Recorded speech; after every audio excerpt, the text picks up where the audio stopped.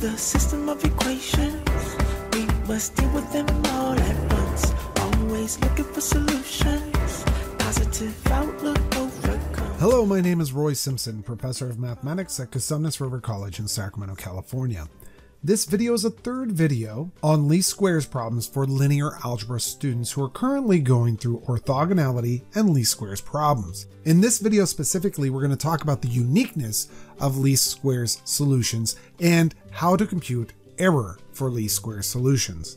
Now, if you've been watching my video series so far, you do know that we did an example where the solutions to a least squares problem were not unique. So that begs the question, what conditions are necessary so that our least squares problem has a single solution? And that's where this theorem right here comes into play. Remember, solving the least squares problem for ax equals b is the same as solving the normal equations a transpose a x hat is equal to a transpose b. Those solutions will be the same. That is, for the least squares solutions for ax equals b, and for the solution to the normal equation, a transpose a x hat is equal to a transpose b. Not that the solution to ax equals b is the same as the solution to a transpose ax equals a transpose b. That's not always the same. It is if ax equals b is consistent though, but otherwise they're not the same. So how can we guarantee that our least squares solution is unique? Well, the matrix A transpose A is invertible, and that's the matrix for our normal equations up there. That's invertible if and only if the columns of A are linearly independent. And in this case, the equation AX equals B has only one least squares solution, x hat, and it is given by this right here. And this is actually a no-brainer. If I told you that A transpose A was invertible, then you could just multiply both sides of this equation on the left by A transpose A inverse, and you would arrive at this equation down here. But the kicker here is that A transpose A must be invertible for that to happen. If A transpose A is invertible, then the columns of A must be linearly independent. Likewise, if the columns of A are linearly independent, then A transpose A is invertible. So you can often find out very, very quickly that you have only one least squares solution just by looking at your original matrix A and making sure the columns are linearly independent.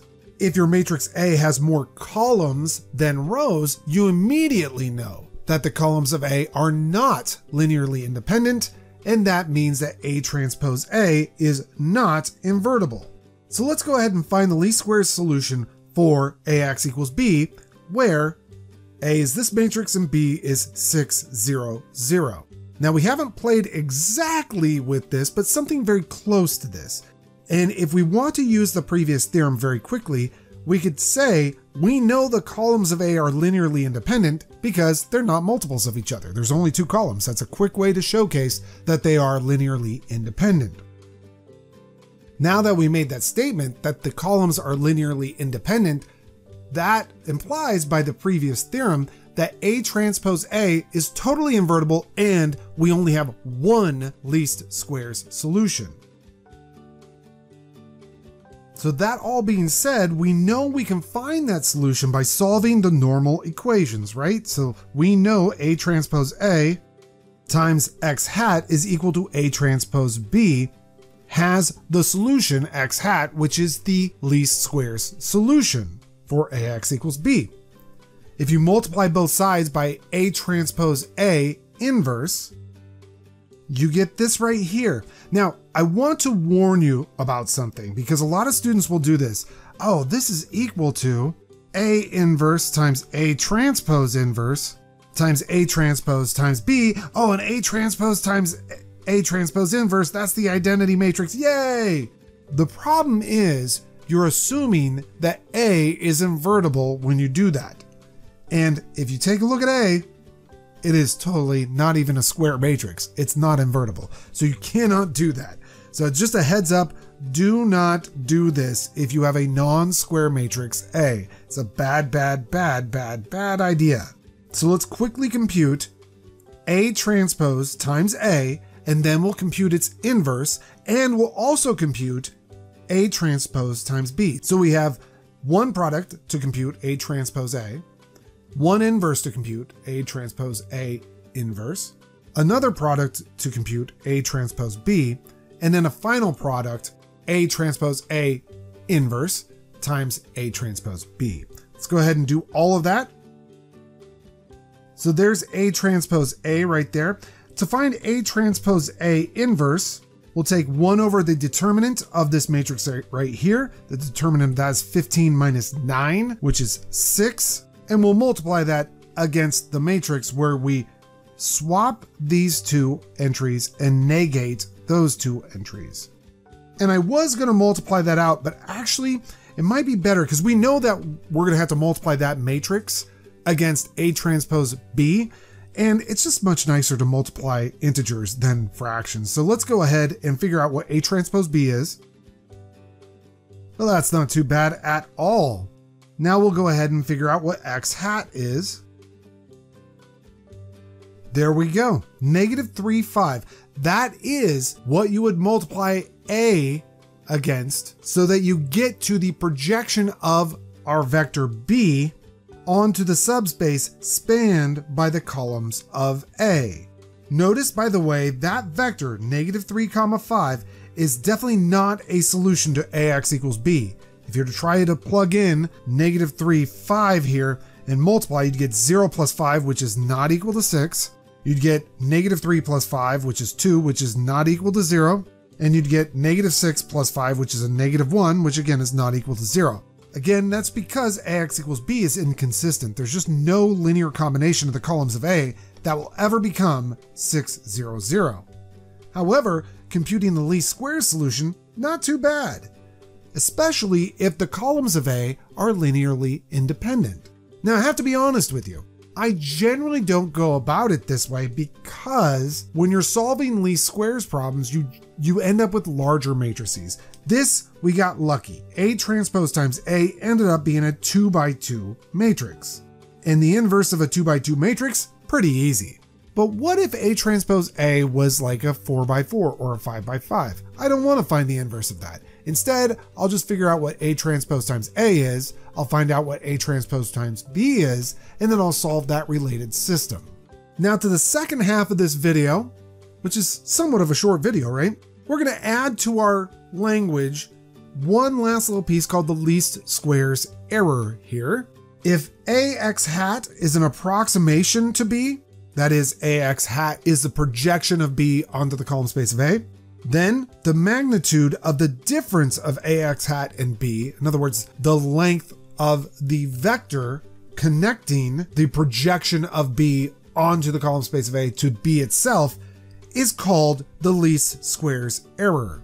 Going back to the original drawing that I did in the beginning of this video series, what we're saying here is, well, that projection of B onto the column space of A, that's an approximation of the vector B. How far off am I from the vector B? The magnitude of that vector right there. That's all we're saying. And remember, projection of B onto the column space of A is AX hat. So that's all that little definition is saying. So find the least squares error from the previous example. Well, remember the least squares error is this computation right there. We know that the vector B is 6, 0, 0, and we can compute AX hat because we happen to know what X hat is. It is -3, 5.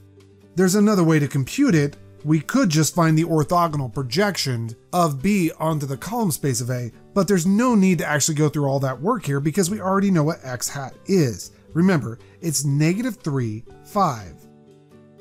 So if you can visualize it this way, here we go. We have 5, 2, -1. So let's see. This was equal to the magnitude of the difference of these vectors, which is a square root of 6. Now, before I exit this video, I do want to mention something here. A lot of people get thrown off when I write my subtraction in this order, because if you look in a textbook, they often do B minus AX hat. it actually doesn't matter which way you subtract. Think about absolute values. If you have the absolute value of 3 minus 7, I promise you that's the same thing as the absolute value of 7 minus 3. So it doesn't really matter which way you do your subtraction there. That's just something I wanted to mention before I left this video because, again, I think that throws people off sometimes. All right, like I said, that does it for this video. I hope this helps you out in your linear algebra course, and I hope you have a great day. Be a wonderful human being. It's the system of equations. We must deal with them all at once. Always looking for solutions. Positive outlook overcomes obstacles getting in our way. Cause affects more than we can sometimes see.